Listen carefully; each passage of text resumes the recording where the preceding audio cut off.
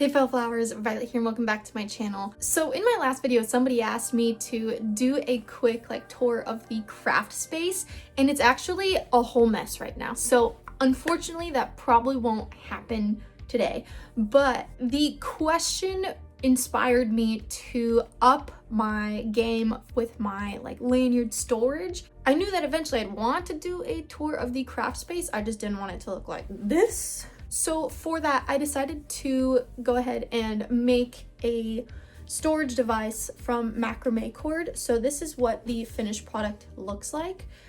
It's honestly just the circle stitch all the way down, and then it expands into a 2x1 twisty so that the spools don't fall off. And this holds up to 5 spools, and they just hang it up like so. If you are interested in buying one because you don't want to weave it yourself, let me know and I can consider putting it into my Etsy shop. Without further ado, let's get into it. So if you are interested, I thought I would go ahead and show you how I went about kind of designing this. So here is a standard Rex lace spool, and I need to fit a couple of these onto the storage device. So for that, I'm just going to kind of brainstorm what I want to create. I know I'm going to need to have some longer section which is going to hold the spools, and then I need a part which will anchor it to the wall, and then I also need to make sure that the spools don't fall off but can also be loaded onto it. So I need to have one end that's a little bit thicker, but then also looks kind of nice at the bottom. So I went through a hardcore macrame phase this summer, and I have a couple of these keychains made, and these actually fit through these spools pretty well. I have a lot of spools, so I'd like to hold about 5 on each hanger. So I'm going to use about 6 arm lengths, which for me is about 180 inches of macrame cord for each strand. So cutting 2 pieces to 180 inches. I'm using 5mm macrame cord, which I just got from my local Hobby Lobby, and it's the brand Yarn Bee. I will post links down below to Amazon alternatives if you'd like to check that out.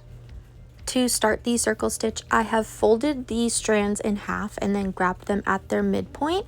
And now, depending on which color you want your loop to be, whatever you want your loop to be needs to be on the bottom. So for this, I want my loop to be white, so I'm going to start with the white. Now to start, I am placing my thumb down over the X that I've made, and then with the white strand on top, I'm bringing it down to the bottom left in between the black and the white, and then this bottom white is getting folded up to the top right in between the top string and that right string here. Next, I need to bring this right string over this first loop and underneath this one, and it helps if you kind of just shove a little section underneath the loop and then pull the slack through afterwards, instead of finding the end of the strand and then pulling that all the way through. Sometimes it takes a little bit more time. So next I'm going to move this out of the way, and I'll find the other strand, which was this black strand from the left. And like I said, I'm just going to fold a little section, and then I will place this little piece over that white loop on the left and then through the loop over on the right, and then I can pull my slack through. So pull those all the way through, and then here we are. I have my box stitch and I can just tighten this up. So I alternate, I'll pull the white ones and then I'll pull the black. And then to make the loop on top, I'm going to flip this upside down for a second, and you'll see that, like I mentioned, whatever string you have on bottom is going to be your loop, and I wanted this to be white. So I'm just going to use my thumb, kind of use my fingers to loosen up that starting stitch so that I have a little loop-de-loop on top. There we go. So now if you need to, you can grab a little placeholder to make sure that your loop doesn't get tightened on you as you continue to weave your stitches. But I'm just going to put my 2 fingers in there to hold the lanyard, hold that loop in place. But like I said, if you need to put something there, there's no shame, go for it. I'm going to do the circle stitch here next. So I'm going to use my fingers to hold that base loop, and then we'll start by gathering this top white string, and we're going to bring it down to the bottom left in between the black and the white, and then bring this one diagonally up to the right of the white, and in between this black strand here. So we need to cross over this loop and under that one. So grab this, we're going over this first loop here on the right, then underneath the loop on the left. And next I need to move that out of the way and find the string over on the left. And now this one is going to need to cross over this first white strand, and then it needs to go under this loop here. So like I said, just grab a little portion of it and then pull the slack through, and it makes your life a whole lot easier, and it can make you much quicker at weaving. So then we can pull it tightly, and just be careful not to tighten up your base stitch too much. You can adjust it a little bit, but as you go and do more stitches, you won't be able to adjust it anymore because it'll be kind of locked in place. So make sure it's at a length that you like. And then from here, we're going to keep making stitches. Now fast forward to the future. Here is what I have. You'll see it's just a circle stitch all the way down. And I want to measure, make sure that I am on track. Yes, it looks good. I can fit 3 spools so far, and I still have plenty of slack, so I'm confident I'm going to get 5 out of this. But from here, I'm just going to keep up with my circle stitches. So making my 2 loops, and then passing my side strands over and under those 2 loops, pulling the slack through, and then pulling this tightly together. Now, after a couple more stitches, here's what I have. I stacked up 5 spools, and it looks like this is going to work perfectly. So now I am ready to add that little base part so that way the spools don't fall off. For this, I am gathering another piece of GIMP. This one is around 30 inches long, and I'm going to lay it over the face of the lanyard. I just called it GIMP, but this is macrame cord. Okay, so I'm just laying it over the strands, and I want the black string to actually be my main color. So I'm going to lay this parallel to the white, and then I'm going to make 2 primary loops with the black strings. So it's going in between this white one and then this black, and then this black comes up to the right in between this black and then this white. So I have 2 loops now, and then I'm going to start with this white here on the right, and it'll go over the first loop under the second, and then this white on the left is going over that under this one. And then I'll straighten out my loops. Then for this, over that, under this, pull the slack through, and now for the last one, we're going to weave over this one and under that. So I'll pull that through, and now you'll see that my I'm working with more of like a twisty stitch now instead of a circle stitch. So it's 2 by 1 instead of a 1 by 1. But the stitching is pretty much the same. We're still forming 2 loops diagonally and then weaving my side strings over and under. So this one goes over this black and over this under that. So over and under. And then for the strand over here, do the opposite, over, under, going to the other direction. So this is the 2 by 1 twisty. And I'm going to do a couple more stitches just so I can make sure it's a pretty substantial base. Like I said, I don't want my spools to fall off, which is the purpose of this little section of it. So you can make it as big or as small as you want. And we're just doing more of those diagonal stitches to get it to twist. Like so. And you can see that I'm getting a wider base now. And that's exactly what I want. So I'm going to keep doing that. So I want to make this a little bit longer. If you're okay to finish here, you can go ahead and finish here. I do want this to be a little bit wider, so I am going to grab another piece of GIMP here, and I'm going to, I called it GIMP again, it's macrame cord. I'm going to grab another piece of cord here and insert it. So I'm loosening up the stitches on the face of the lanyard, and then I'm just tucking my new string underneath that one. And then I'll fold it in half to even it out and make sure that I'm working at the midpoint of it. Then I can tighten down my sides and lock it in place. So you'll see that my main string was getting short, so I just inserted a new strand to replace it.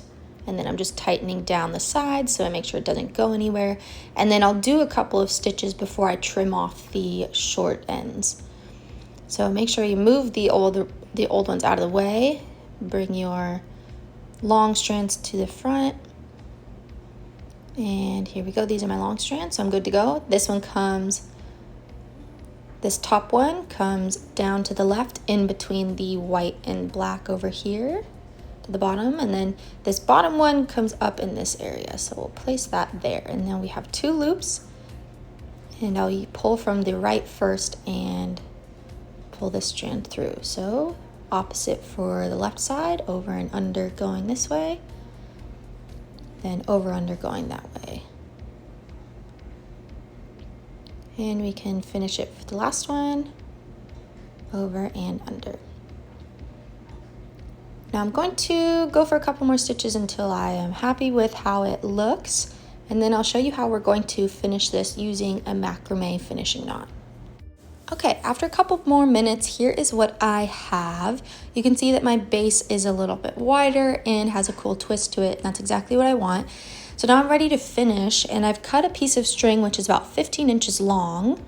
And to do the finishing knot, first lay the string with a little bit of slack right up against the cords that you want to tie off.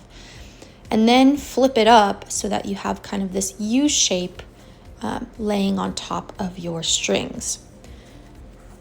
Next, we are going to kind of pinch it off, and we can hold on to all of the strings together and find this longer end of the cord. And you want to have this long piece to wrap around. So you will wrap this around the body and try to go as tightly as you can, kind of cranking it with every turn. And this is how we're going to finish off these strands and tie them off. So we'll go around again, really cranking it down. And make sure you leave a little bit of the loop on the bottom, because we need to go through that later. So don't go completely over the little U that we made. And I'll show you what I mean here. So once we have done a couple of, once we've gone around a couple of times, you'll see I have a little bit of slack left in this cord. Let's give it one more crank, and I'll find my loop, the little U that I had made before. And I need to open it up so that way I can insert the rest of my slack through it. So this goes through that loop, and then just kind of hold it out of the way, make sure it doesn't fall out of the loop you made.